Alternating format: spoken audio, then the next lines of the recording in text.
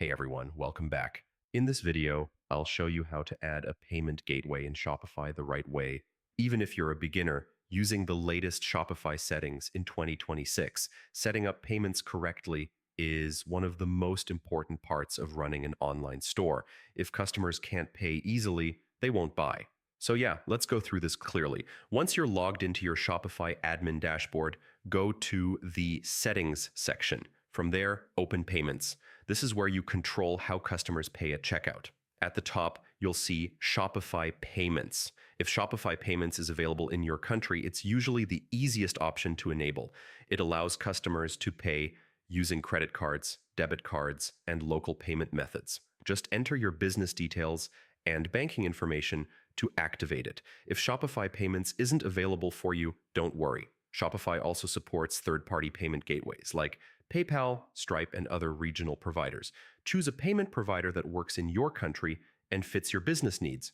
To add a third-party gateway, select the option to add a payment provider. Search for your preferred gateway and follow the setup instructions. Most gateways will ask you to log in or create an account and then connect it to Shopify.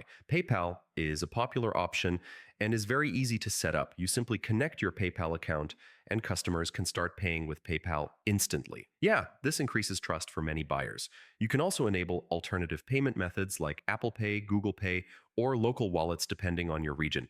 These options help improve conversion rates, especially on mobile devices. After setting up payment methods, scroll down and review your payment capture settings.